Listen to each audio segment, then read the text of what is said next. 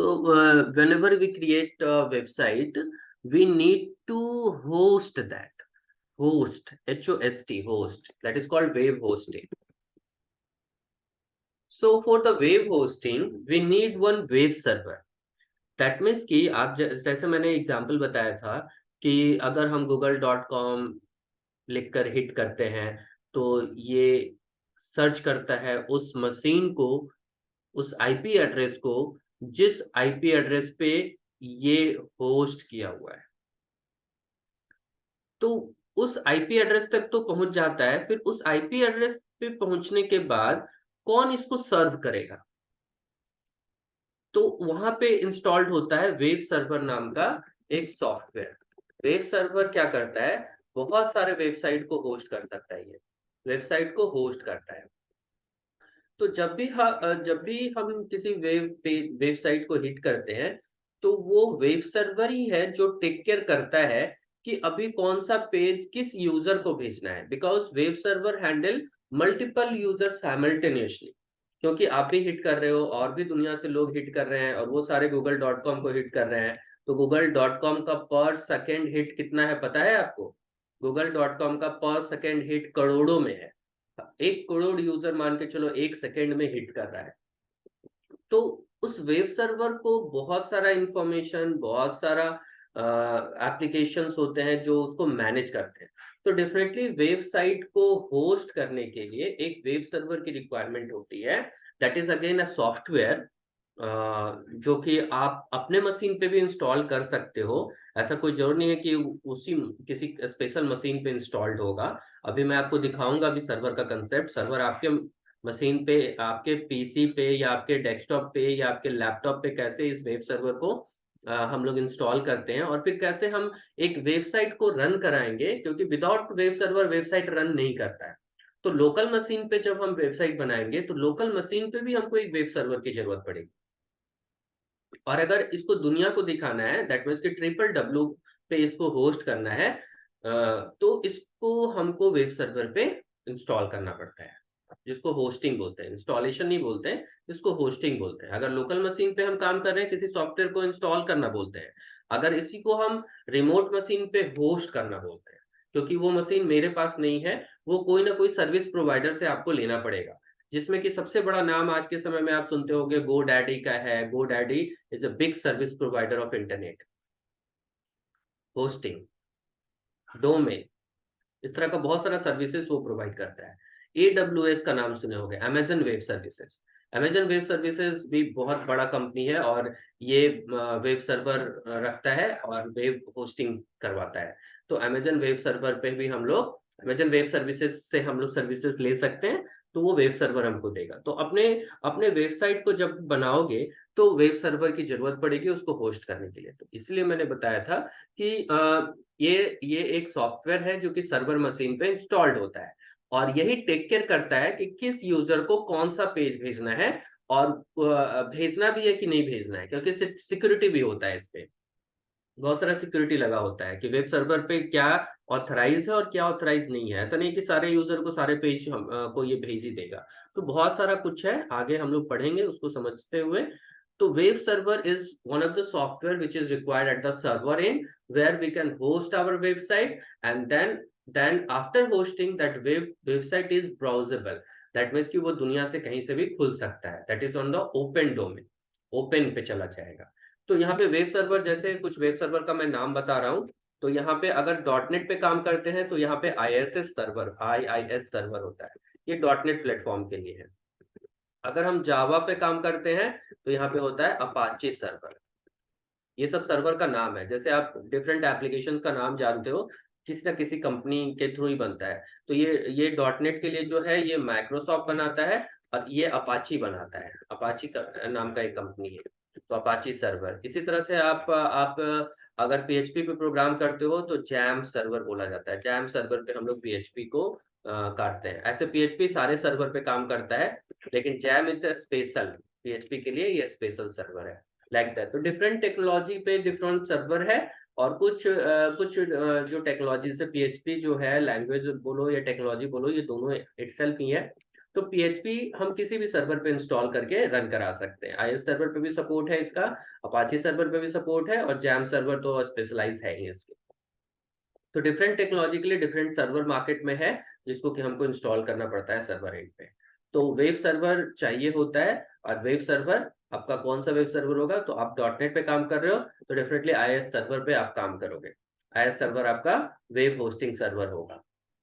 अगर जावा पे काम करोगे तो अपाचे सर्वर होगा, और PHP पे काम करोगे तो जैम सर्वर होगा। लाइक दैट बहुत सारे सर्वर मार्केट में है। Clear?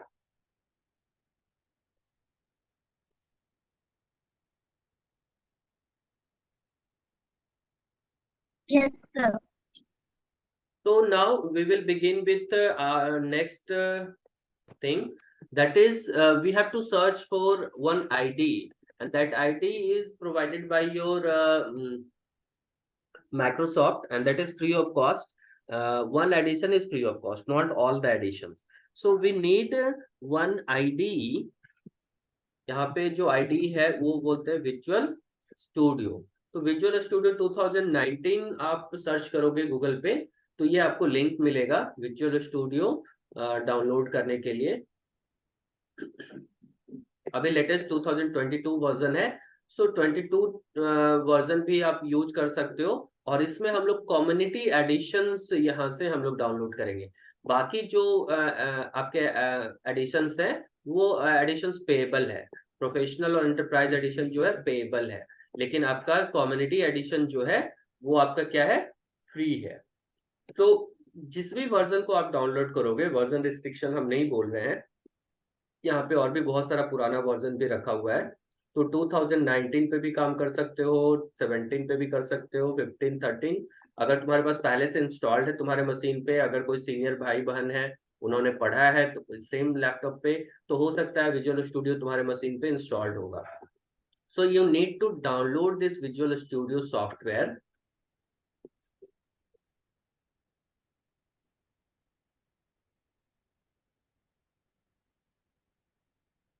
and then after you come to learn all the concept how we create a website. So after downloading, जब आप ये डाउनलोड करोगे तो आपको इंस्टॉलेशन के लिए ये आपको देगा, और आपको इंस्टॉलेशन में नेक्स्ट नेक्स्ट नेक्स्ट करके जो भी आपके स्क्रीन आएंगे उसको आप नेक्स्ट करके फुल इंस्टॉल कर लोगे। आफ्टर इंस्टॉलेशन आपका इंस्टॉल्ड हो जाएगा तो आप सर्च करोगे अपने सिस्टम पे विजुअल स्टूडियो लाइक दिस। मैंने यहाँ पे 2 वर्जन इंस्टॉल कर रखा है। विजुअल स्टूडियो 2013 भी मेरे पास है और विजुअल स्टूडियो 2019 भी है। तो जो भी वर्जन आपको रखना है रख सकते हो, विजुअल स्टूडियो 2013 रखो या 2019 रखो। तो विजुअल स्टूडियो 2019 अगर इंस्टॉल करते हैं तो ऐसे सर्च करेंगे एंड फिर इसको क्लिक करके ओपन करेंगे। Then we have to create one project. Project कैसे क्रिएट करेंगे, बिकॉज यहाँ पे हमको प्रोजेक्ट पे काम करना है, नॉट इंडिविजुअल फाइल पे काम करना है। और बहुत सारा एडिटिंग होगा, बैकएंड प्रोसेसिंग होगा, बैकएंड कोडिंग होगा, डाटाबेसेस होगा, एंड भी बहुत सारा कुछ होगा। So how to create a project? So to create a project we have to click on this create new project. So new project हम यहाँ से क्रिएट कर सकते हैं, क्लिक ऑन दिस। तो इसके पास बहुत सारा प्रोजेक्ट बनाने का इन्वायरमेंट है, because this is ID integrated development environment है। और इस इंटीग्रेटेड डेवलपमेंट इन्वायरमेंट में मल्टीपल प्रोजेक्ट क्रिएट करने का इन्वायरमेंट ये दे रखा है, और बहुत सारे लैंग्वेजेस को भी सपोर्ट करता है, बहुत सारे ऑपरेटिंग सिस्टम को भी सपोर्ट करता है, जिसपे कि हम ये प्रोजेक्ट बना सकते हैं। तो हमको लैंग्वेज सेलेक्ट करना है। देखो यहाँ पे फिल्टर कर सकते हैं क्योंकि यहाँ पे इतना सारा लैंग्वेज पे हम काम कर सकते हैं। तो लैंग्वेज हम लोग सेलेक्ट करेंगे C#। प्लेटफॉर्म आप चाहो तो यहाँ पे रिस्ट्रिक्ट कर सकते हो विंडोज। टेक्नोलॉजी रिस्ट्रिक्ट कर सकते हो वेब, क्योंकि वेब के अलावा भी बहुत सारा प्रोजेक्ट है, तो हम लोग टेक्नोलॉजी रिस्ट्रिक्ट करेंगे वेब। तो हमको वेब पे प्रोजेक्ट बनाना है, विंडोज प्लेटफॉर्म के लिए बनाना है, एंड C# लैंग्वेज को यूज करते हुए बनाना है।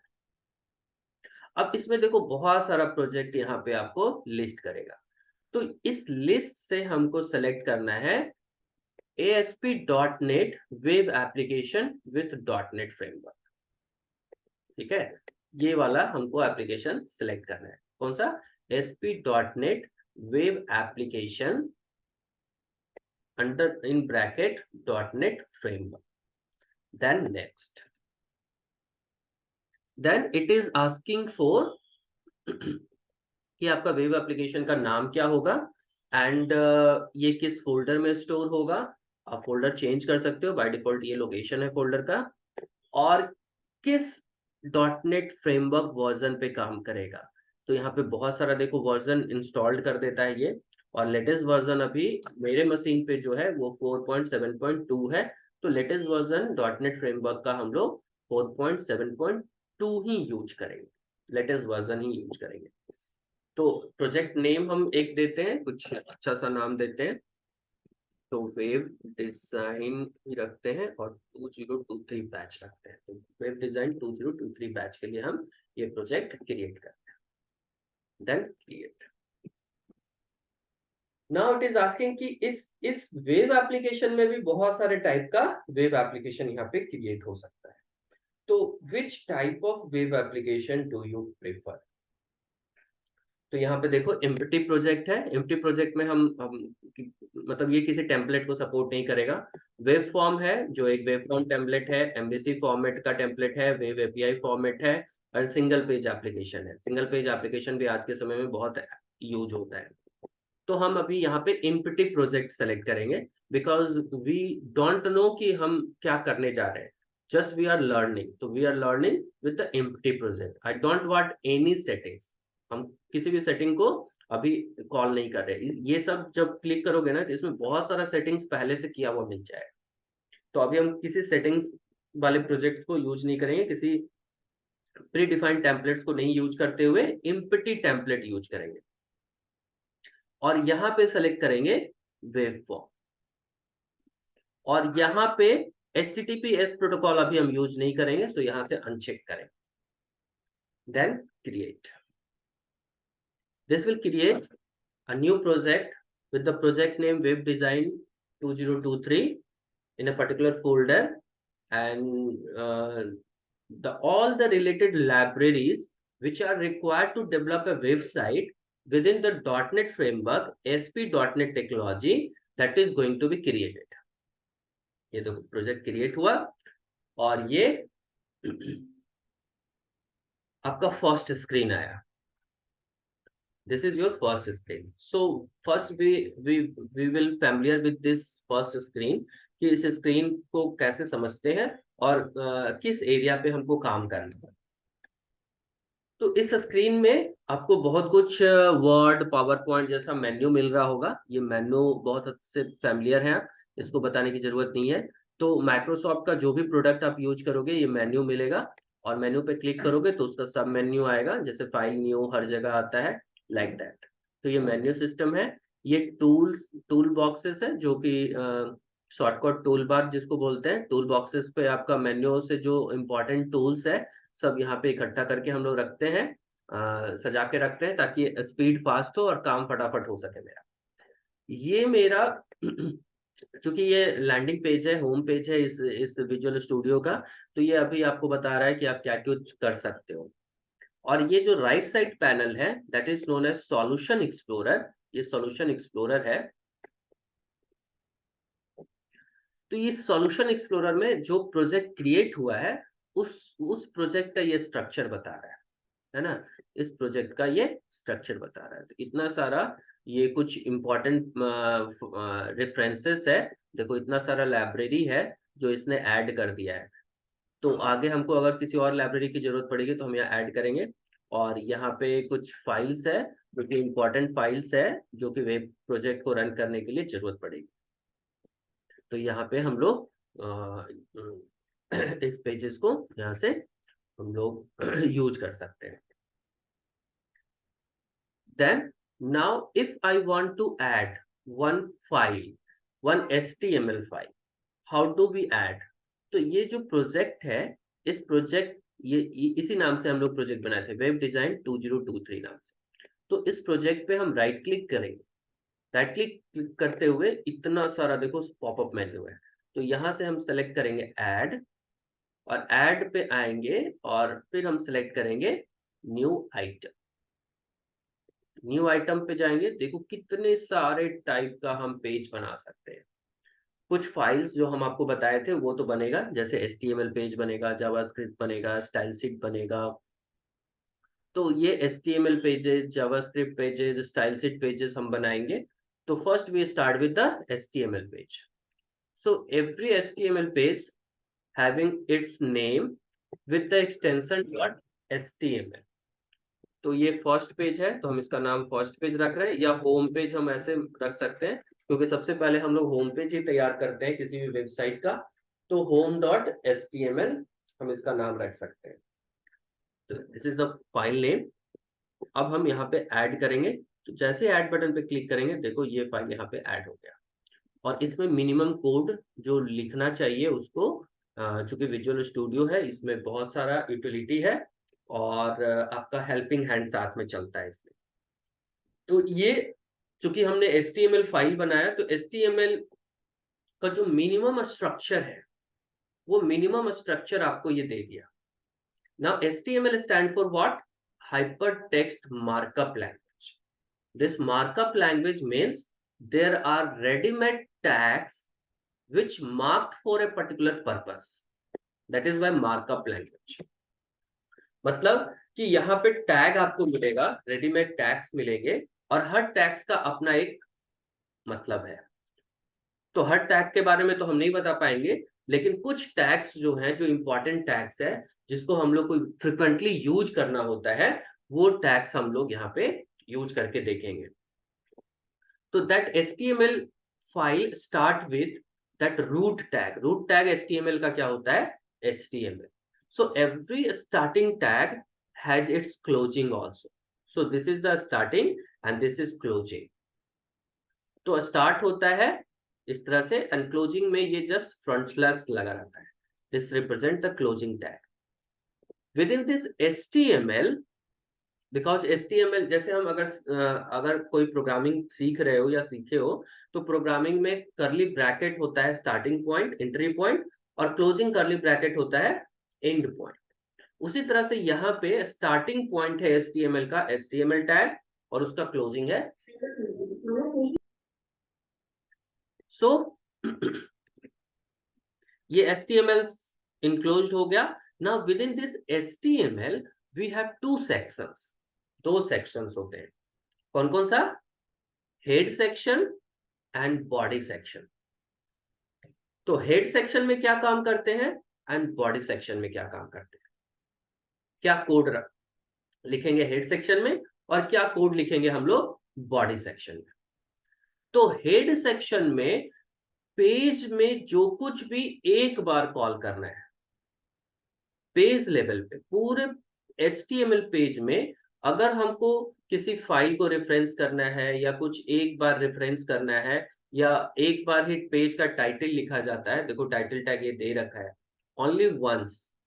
इस पूरे वेब पेज पे अगर कुछ हमको एक बार करना है, तो वो हम हेड टैग में ऑलमोस्ट रखते हैं, और उसका रेफरेंस रखते हैं। बहुत सारा टैग है जो कि विजिबल नहीं होता है, वो बहुत सारा ऐसा टैग है जिसको कि हम सिर्फ रेफरेंस के लिए यूज करेंगे, वो सब हम हेड टैग में रखते हैं।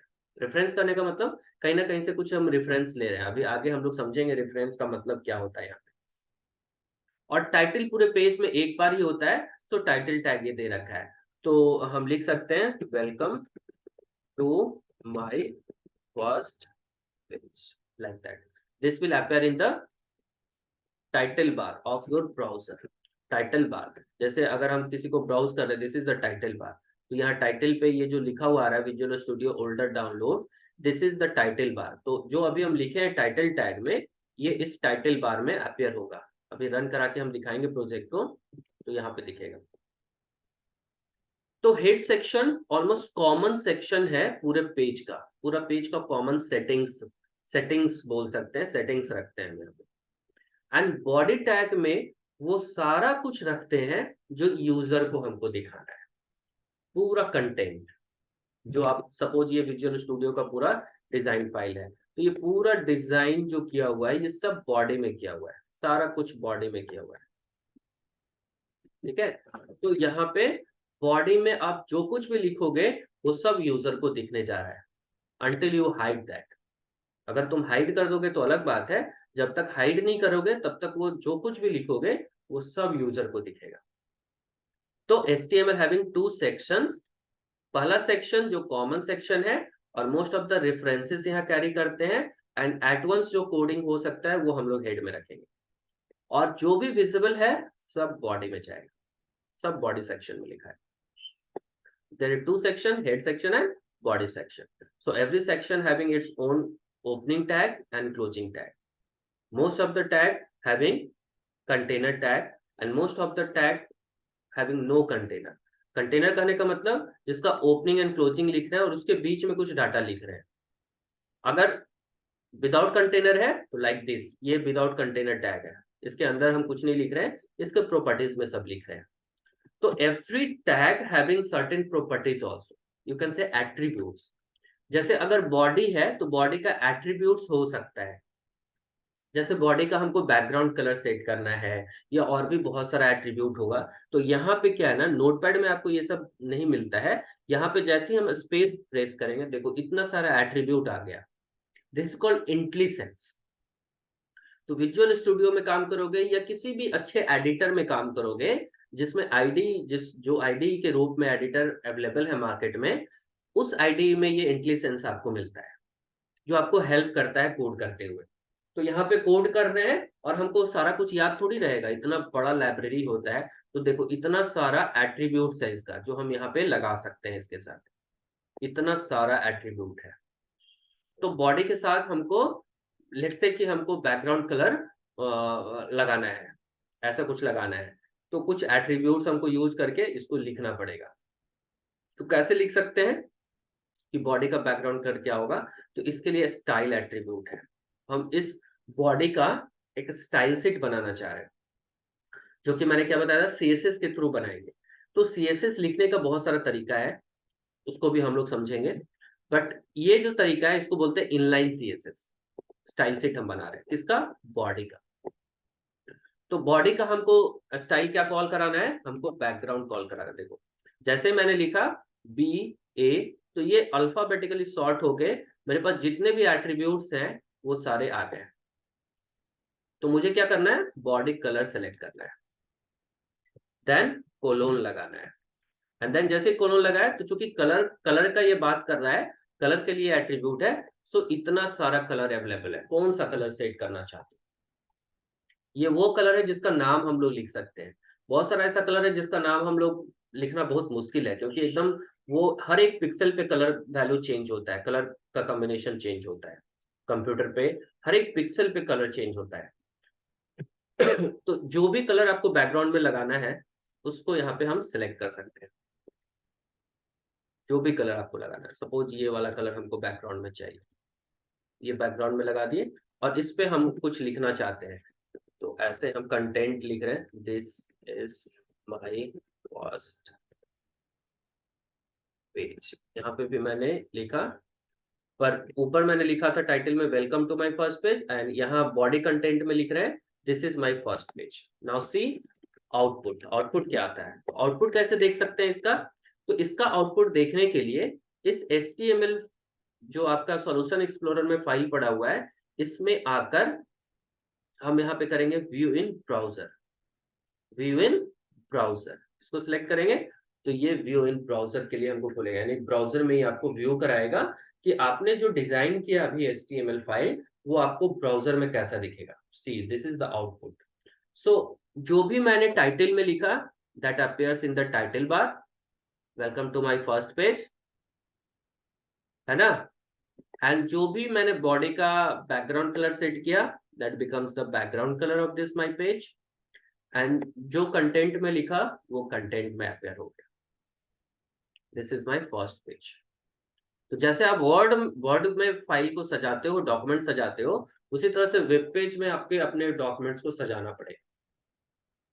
तो वर्ड में तो आपको बोलोगे सिलेक्ट करते हैं, राइट क्लिक करते हैं, प्रॉपर्टी सेट करते हैं, that will works. So accordingly यहाँ पे क्या है, टैग्स है, तो वहां पे प्रॉपर्टीज राइट क्लिक पे मिलता है, यहाँ पे प्रॉपर्टीज टैग के साथ मिलता है। बॉडी टैग का ये प्रॉपर्टीज है।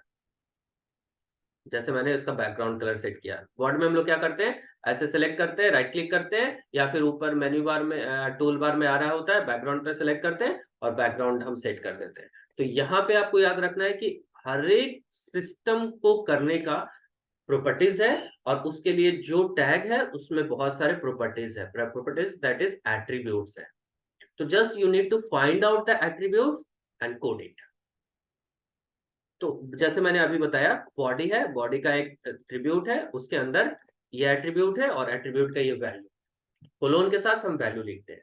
और इसके साथ हम और भी कुछ करना चाहते हैं तो सेमी कोलोन लगाएंगे और फिर दूसरा एट्रीब्यूट लिखेंगे, दूसरा एट्रीब्यूट जो भी हम लिखना चाहते हैं। देखो फिर से हम बी टाइप किए तो बी से जितने एट्रीब्यूट्स हैं वो सारा एट्रीब्यूट्स यहाँ पे आ गया। अगर ए टाइप करेंगे तो ए से देखो जितना एट्रीब्यूट्स है वो सब आ गया। तो आपको क्या करना है, just you know what you have to do. तो ये एट्रीब्यूट आपको सेट करते जाना है और अपने पेज को डिजाइन करना है और यहाँ पे आउटपुट देखते जाना। तो इस तरह से आप HTML बनाते जाएंगे। अब एक एक टैग, जो इंपॉर्टेंट टैग्स है, कुछ इंपॉर्टेंट टैग्स हम बताते हैं कि कौन सा टैग्स हम यूज करेंगे तो क्या आउटपुट आने वाला है। तो बहुत सारा टैग मैम ने बता दिया होगा आपको, लेकिन उसमें से कुछ टैग्स हम एक बार जस्ट रिपीट कर रहे हैं क्योंकि कुछ इंपॉर्टेंट टैग्स होते हैं जो कि आपको समझना जरूरी है। तो यहाँ पे एक टैग सबसे पहले यूज कर रहे हैं, that is div tag, this is called division tag. तो डिवीजन टैग के अंदर हम पूरे कंटेंट को लिखेंगे। इससे फायदा बहुत कुछ होता है। डिवीजन टैग इज द आपको पेज को डिवाइड करने का, आप चाहो तो मल्टीपल डिवीजन इस पेज का कर सकते हो, मतलब मल्टीपल डिवीजन के रूप में आप इस पेज को सजा सकते हो। तो अभी हम फिलहाल एक डिवीजन बना रहे हैं that represent with the div tag, और जो कंटेंट है हम div टैग में लिख दिए, और इस div टैग को हम क्या कर रहे हैं, अलाइन सेंटर कर रहे हैं। ये div टैग का एक एट्रीब्यूट है और उसमें मैंने डबल कोट्स में वैल्यू लिखा, equals to double quotes value. क्या होगा देखो, इसका आउटपुट देखने से तुमको खुद समझ में आएगा। ठीक है, क्लियर, समझ में आ रहा है ना?